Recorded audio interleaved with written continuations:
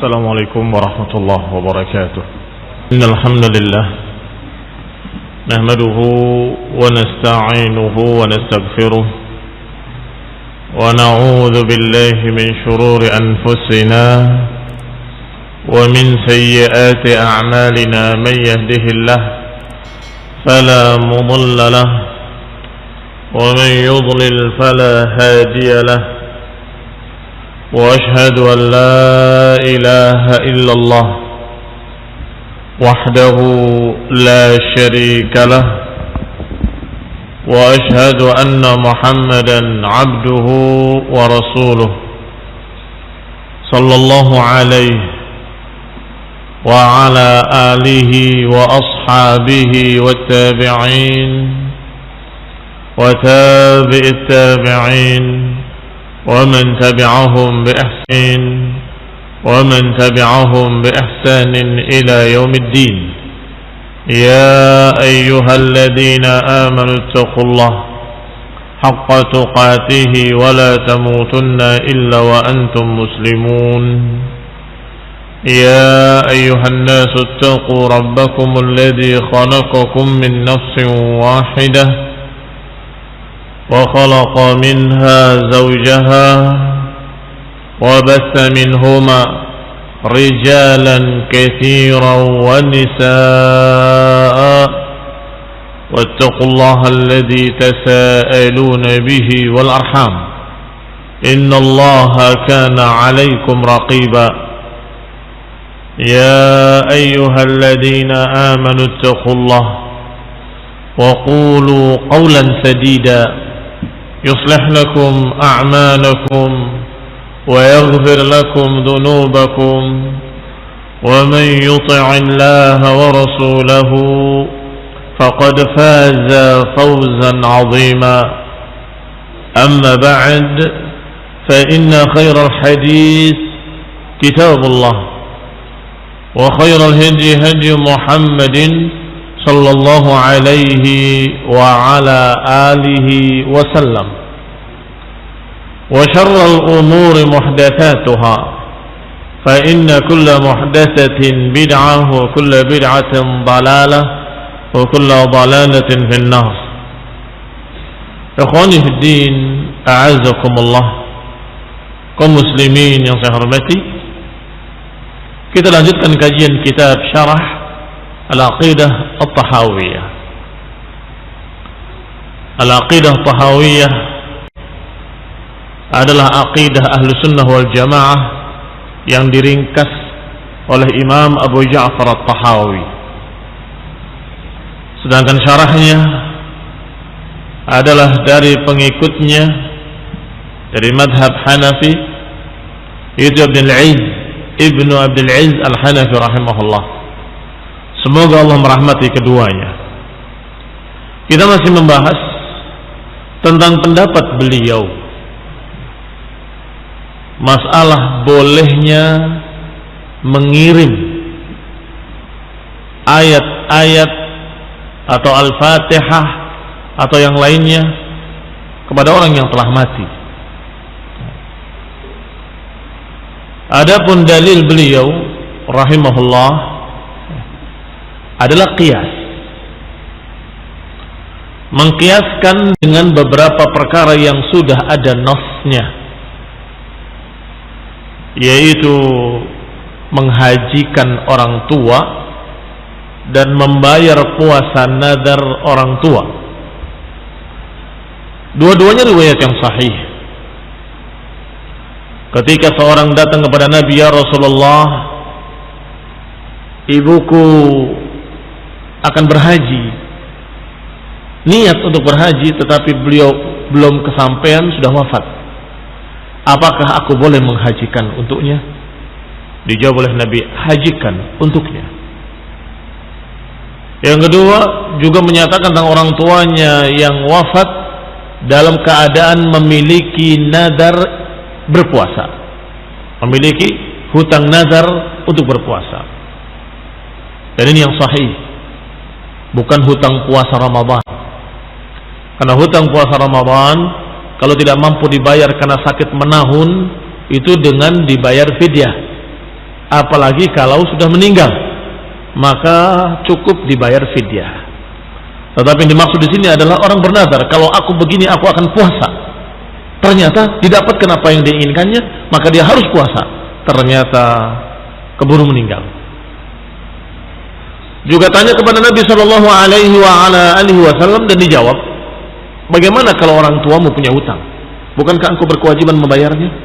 Iya, maka bayarkan untuk orang tuamu. Puasakan untuk orang tuamu. Ikhwani fid din, a'azakumullah, kaum muslimin yang saya hormati. Ini diterima oleh seluruh para ulama ahlus sunnah illal mu'tazilah. Hadis ini, dua hadis ini diterima oleh seluruh para ulama ahli sunnah dari mazhab apapun. Bolehnya seorang anak menghajikan orang tua, bolehnya seorang anak membayarkan puasa nadar orang tuanya. Titik. Di mana perselisihannya? Perselisihannya adalah apakah bisa dikiaskan ibadah lain dengan dua hadis ini?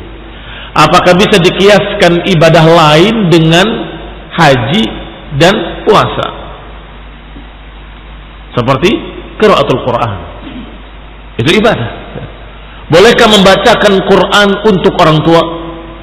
Pahalanya dikirimkan pada orang tua.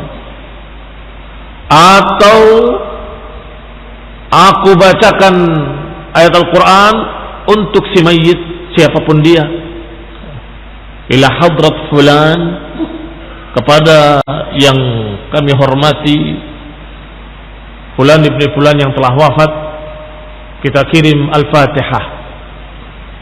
Disinilah terjadi perselisihan para ulama. Sebagian mereka sudah kita katakan pada pertemuan yang lalu, bahwasanya apa yang kita dapatkan dari kitab dan sunnah dipahami dengan pemahaman salaf para sahabat. Maka kita tanyakan, apakah para sahabat melakukannya selain pada puasa dan haji atau sedekah?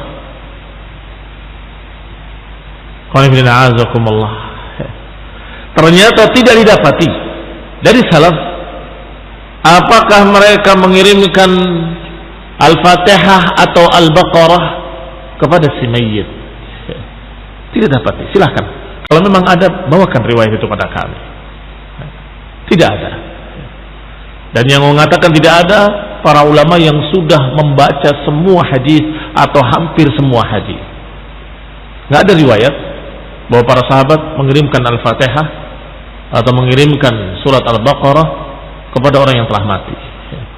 Itu satu. Jawaban kedua, bahwasanya tawassu' fil ibadat istiqdam al-qiyas ghair mardi, bahwa memperluas masalah ibadah dengan qiyas-qiyas ini tidak bisa diterima kecuali dengan qiyas yang syar'i yang memiliki syarat-syaratnya. Apa di antara syaratnya? Wajhus syabah, sisi persamaan. Apakah ada sisi persamaan mengirim atau menghajikan orang tua dengan kirim Al-Fatihah kepada orang lain sama sekali? Tidak ada sisi persamaannya. Sangat berbeda. Mengapa berbeda? Karena kalau seorang anak, dia hasil dari usaha bapaknya dan ibunya, keberadaannya karena mereka, dan jadinya dia saleh karena mereka juga, sehingga kalau menghajikan wajar. Tetapi apa kaitannya dengan yang lain? Ini khulna azakumullah. Tetapi sebagaimana kita katakan tadi, ada khilaf, ada perselisihan, sehingga hari ini kita baca ucapan Ibn Abdul Aziz Al-Hanafi membela atau membawa alasan-alasan yang menyatakan boleh atau bisa mengirimkan Al-Fatihah atau mengirimkan bacaan atau mengirimkan qiraah kepada orang mati siapapun dia. Kata beliau ada dua alasan. Alasan pertama, annal insan bisa'yihi wa husni ishratihi iktasaba al-asdiqa wa awlad al-awlad wa nakaha al-azwaj wa asda al-khair wa tawaddada ila an-nas fatarahhamu alaih. Alasan pertama kata beliau, manusia dengan usahanya, dengan pergaulannya yang baik, dengan akhlaknya yang baik, mendapatkan teman-teman yang baik pula, mendapatkan saudara-saudara, teman-teman yang baik pula, dan juga menikahi istri-istri dan mendapatkan anak-anak, dan dia bersikap dengan sikap yang baik pada manusia dan bersikap pula dengan pendidikan yang baik kepada anak-anaknya, sehingga mereka pun sepeninggal orang tadi mendoakan rahmat, mendoakan kasih sayang, mendoakan atau berbuat kebaikan-kebaikan kepada yang telah wafat ini. Berarti hasil usaha siapa? Hasil usaha siapa? Memang mereka yang berbuat, tetapi ini hasil usaha orang yang baik tadi, sehingga banyak temannya yang mendoakan, banyak temannya yang memberikan kebaikan-kebaikan kepadanya, termasuk kata beliau ini, termasuk mengirimkan Al-Fatihah. Berarti itu usaha dia juga, karena dia orang baik. Kalau orang yang nggak baik, nggak mungkin dikirimi. Itu alasan pertama. Alasan kedua, anal Quran lam yanfi intifa' ar-rajul bi sa'i ghairihi. Bahwasanya Al-Quran tidak menafikan bahwa seseorang bisa mendapatkan manfaat dari usaha orang lain. Tidak dinafikan. Ayat yang berbunyi wa an laisa lil insani illa ma sa'a, tidaklah bagi manusia kecuali apa yang dia usahakan. Tidaklah manusia kecuali akan mendapatkan apa yang diusahakan. Kata beliau, ini tidak menafikan kalau dia bisa mendapatkan manfaat dari orang lain. Tidak menafikan. Tetapi menafikan kepemilikan amalan orang lain. Beda atau enggak? Perhatikan baik-baik. Dua kalimat ini sangat berbeda. Yang pertama, Al-Quran tidak menafikan bahwa seseorang bisa mendapatkan manfaat dari amalan orang lain. Tetapi yang dinafikan adalah seseorang tidak mungkin memiliki amalan orang lain. Yang dinafikan dan yang tidak dinafikan, terlihat perbedaannya? Kita lihat. Yang pertama, seseorang mendapatkan manfaat dari amalan orang lain. Misalnya, orang ini mendapatkan manfaat dari doanya orang ini. Bisa nggak? Bisa mendapatkan manfaat. Orang ini bisa mendapatkan keuntungan dunia ketika dikasih oleh orang lain. Manfaat apa nggak manfaat? Manfaat. Atau dia mau beramal soleh tidak bisa, dibantu oleh temannya. Berarti orang ini mendapatkan manfaat dari usaha orang lain. Mendapatkan manfaat. Tetapi kalau seseorang memiliki amalan orang lain, tidak bisa. Oh, itu amalan saya. Oh, nggak bisa. Itu bukan amalan kamu, itu amalan dia. Dia beribadah, dia yang dapat pahala. Dia berdosa, dia yang dapat dosa. Maka kata beliau, kata Ibn Abdul Aziz, Allah berfirman, "Alla taziru waziratun wizra ukhra, wa an laysa lil insani illa ma sa'a." Tidaklah seseorang akan memikul dosa orang lain, dan tidaklah seseorang kecuali akan mendapatkan apa yang diusahakannya atau apa yang diamalkannya sendiri. Yang dinafikan adalah kepemilikan. Adapun mendapatkan manfaat dari orang lain, mungkin anak mendoakan orang tuanya, dapat manfaat orang tua. Dapat manfaat atau tidak dapat manfaat? Dapat manfaat. Dan itu tidak dinafikan. Bahkan disuruh kita mendoakan orang mati, Allahumma ighfir lahu warhamhu wa'afihi wa'fu anhu. Apakah si mayit mendapatkan manfaat? Insya Allah biidznillah, dengan izin Allah. Kalau tidak mendapatkan manfaat, ngapain kita doa? Kenapa disuruh sholat jenazah? Tentunya akan mendapatkan manfaat. Demikian pula yang lain-lainnya. Maka yang dinafikan dalam ayat ini, wa an laisa lil insani illa ma sa'a, adalah seseorang tidak bisa memiliki amalan orang lain. Dan seseorang nggak bisa memikul dosa orang lain. Ayatnya bukan hanya ini, banyak ayatnya. Laha ma kasabat wa 'alaiha maktasabat. Kata Allah, baginya apa yang diusahakan dan atasnya apa yang diucapkan, apa yang diusahakan. Bagi dia apa yang dia amalkan dari kebaikan-kebaikan, dan atas dia akibat dari perbuatan-perbuatan kejelekan yang dia kerjakan. Ini dia berbuat jelek, atas dia berbuat baik untuk dia. Ayat lain yang mirip dengan itu, wala tujzauna illa ma kuntum ta'malun. Kalian tidak dibalas kecuali dengan amalan kalian sendiri. Dan itu diawali juga dengan perkara yang bersamanya. Fal yawma la tudlamu nafsun syai'a wa la tujzauna illa ma kuntum ta'malun. Hari ini engkau tidak akan dizalimi, dan kalian akan dibalas dengan apa yang kalian kerjakan. Barakallahu fiikum. Apa makna zalim? Zalim itu yang berbuat dosa orang lain, yang diadab orang lain. Nggak mungkin. Allah tidak akan menzalimi hamba-hambanya. Wa ma ana bidzallamin lil 'abid, kata Allah, kami nggak akan menzalimi hamba-hambaku. Demikian pula pada ayat lain, wala yadlimu rabbuka ahada, wala yadlimu rabbuka ahada. Allah nggak akan mendolimi seorang pun. Fal yawma la tudlamu nafsun syai'a. Hari ini nggak akan ada yang didolimi. Didolimi yakni diazab dengan sesuatu yang bukan dia yang ngerjakan. Tak mungkin. Dan ini tentunya jelas. Tetapi yang jadi masalah kelanjutan ucapan beliau. Maka kalau kepemilikannya masing-masing, ini amalan dia, milik dia, ini amalan si fulan, milik fulan. Kalau mau diberikan silahkan, katanya gitu. Ini jadi masalah. Ini jadi masalah. Para ulama yang lain mengkritik.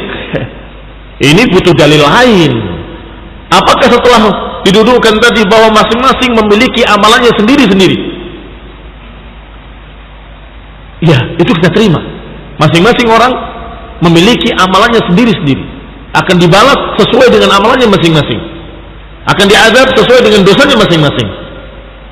Kata beliau selanjutnya yang bermasalah, kalau yang ini milik si fulan, yang ini milik si alan, bagaimana kalau si alan mau memberikan pada orang lain? Saya bacaan qiraahnya mau saya kirimkan ke teman saya, kan milik dia, bebas diberikan pada siapapun. Inilah yang tidak sepakat para ulama, menyatakan tidak bisa. Tidak bisa dari beberapa sisi. Yang pertama sudah disebutkan, contohnya tidak ada dari salaf. Yang kedua, apakah kita sudah merasa cukup pahalanya atau berlebih sehingga diberikan pada orang lain? Cukup dengan doa, ya Allah berikan dia ampunan terhadap dosa-dosanya dan lipatkan pahalanya, maafkan kekeliruannya, masukkan dia dalam surga. Kan gitu. Doa lebih bagus daripada dia kirimkan apa yang dia miliki, padahal belum tentu dia cukup, belum tentu dia cukup amalannya, amalan solehnya. Kembali kepada kita, masih ucapan beliau membantah kelompok pertama. Amma istidlaluhum biqaulihi sallallahu alaihi wa ala alihi wa sallam idza mata ibnu adam inqata amaluhu wastidlalun saqit fa innahu lam yaqul inqita' intifa'uhu wa innama akhbara 'an inqita'i 'amalihi. Kata beliau lagi, adapun pendalilan mereka bahwasanya hadis berbunyi, jika mati seorang anak Adam maka terputus amalannya. Kata beliau, ini pendalilan yang tidak tepat, sakit, gugur. Mengapa? Fa innahu lam yaqul inqata' intifa'uh. Karena hadis itu tidak bicara tentang pemanfaatannya terputus, tapi amalannya terputus. Amalannya ya terputus, tapi mendapatkan manfaat mungkin akan berlanjut. Bisa diterima? Bisa diterima. Jelas. Kenapa? Mengapa dikatakan jelas? Karena jelas ada hadis lain. Bahkan ada hadis yang berikutnya di dalam hadis yang sama di akhir hadisnya. Illa min salat, kecuali dari 3. Apa itu? Shadaqatun jariyah, waladun salih yad'u lahu. Dan ini apa? Manfaat atau bukan manfaat? Manfaat. Dia meninggal, amalannya berhenti. Tidak lagi bisa sholat, nggak lagi bisa puasa, nggak lagi bisa sedekah, nggak lagi bisa beramal apapun. Tetapi anaknya yang dididik menjadi soleh, beramal. Orang tua dapat pahala enggak yang mendidiknya? Dapat. Berarti intifanya terputus atau tidak terputus? Intifanya tidak terputus. Manfaat terus mengalir. Sedekahnya yang dia sedekahkan untuk membangun masjid, selama masjid itu masih dipakai untuk ibadah, untuk dakwah, untuk kajian-kajian tauhid wa sunnah, maka si mayit tadi terus mengalir pahalanya. Manfaat atau bukan manfaat? Manfaat. Maka hadis ini menyebutkan terputus amalannya, adapun manfaatnya belum tentu terputus. Butuh kejelian, butuh perhatian yang sangat. Fa innahu lam yaqul inqita' intifa'uh, karena beliau tidak berkata terputus manfaatnya. Ketika dilaporkan kepada Aisyah radhiyallahu taala anha, wahai Aisyah, wahai Amirul Mukminin, mereka masih terus mencaci maki Abu Bakar wa Umar, bapakmu dan Abu Bakar dan Umar, bapakmu dan Abu Bakar. Apa kata Aisyah? Apa yang kamu herankan? Mada ta'jabun min hadza? Apa yang aneh? Allah Subhanahu wa taala menakdirkan mereka sudah wafat, amalan mereka terputus, tapi Allah ingin pahala mereka terus bertambah. Kan dengan dicela bertambah pahalanya, dicela bertambah pahalanya. Apa yang aneh? Apa yang heran? Allah menghendaki walaupun amalan yang sudah terputus dengan wafatnya, tetapi Allah ingin memberikan terus manfaat-manfaat untuk mereka. Dengan adanya orang yang menjelekkannya, mereka bertambah pahalanya. Lihat, artinya manfaat bisa terus, tetapi amalan terputus, tidak lagi bisa beramal. Cuma permasalahannya kembali, apakah bisa dijadikan alasan bolehnya kirim-kirim Fatihah? Tidak bisa. Jawabannya sama dengan tadi. Jawabannya sama dengan tadi. Rasulullah SAW mengecualikan 3 perkara tadi. Doa anak yang soleh, sedekah jariyah, ini kekecualian. Adapun mengirim pahala atau mengirim ibadah hanya terjadi pada 2 hadis atau 3 hadis yang berkait dengan haji dan puasa, dan itu pun dari anak pada orang tuanya. Sehingga apakah diniatkan atau tidak diniatkan, orang tuanya tetap dapat pahala. Diniatkan untuk orang tua ataupun tidak diniatkan untuk orang tua. Mengapa?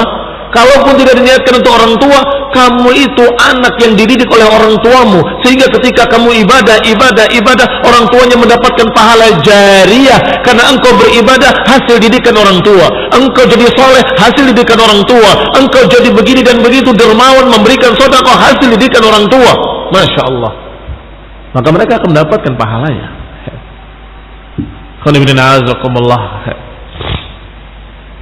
Man dalla ala khairin kafa'ilihi. Siapa yang menunjukkan pada kebaikan, maka dia seperti pelakunya.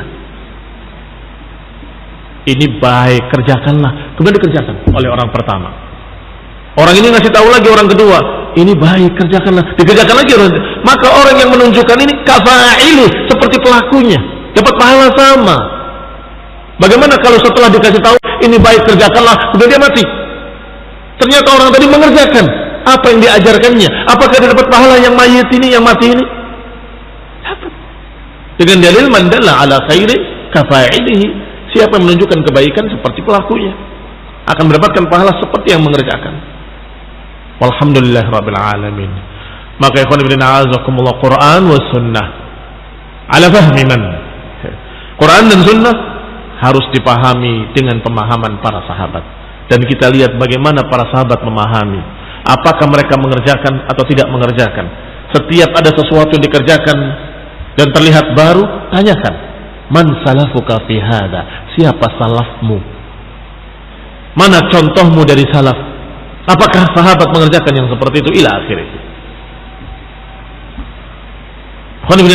Maka bantahan-bantahan beliau ini, Ibn Abdul Aziz Al-Hanafi, yang Masya Allah syarat dengan dalil-dalil, hanya pada satu masalah saja perbedaannya, bahwa kami ahlus sunnah menerima hadis-hadis yang sahih tadi tentang haji, menerima hadis-hadis sahih tentang masalah sedekah, masalah puasa, nadar yang dibayarkan oleh anaknya, tetapi kami tidak mengkiaskannya pada amalan lain, karena para sahabat pun tidak mengkiasnya pada amalan lain.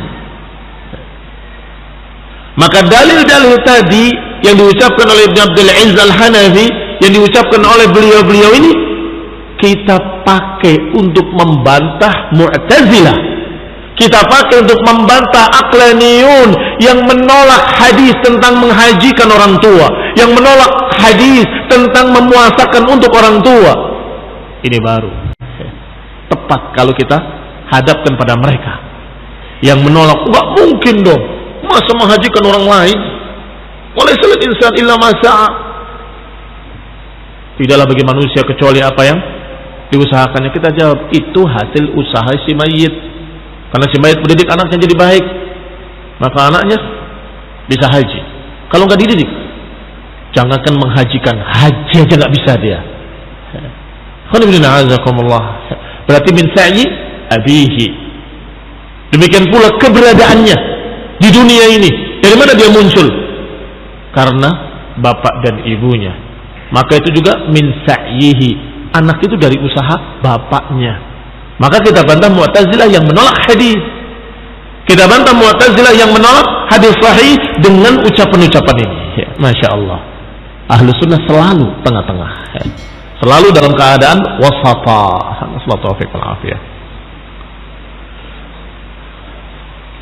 Wassalamualaikum hidayah. Subhanaka bihamdika la ilaha illa anta astaghfiruka wa atubu ilaik. Wassalamualaikum warahmatullahi wabarakatuh.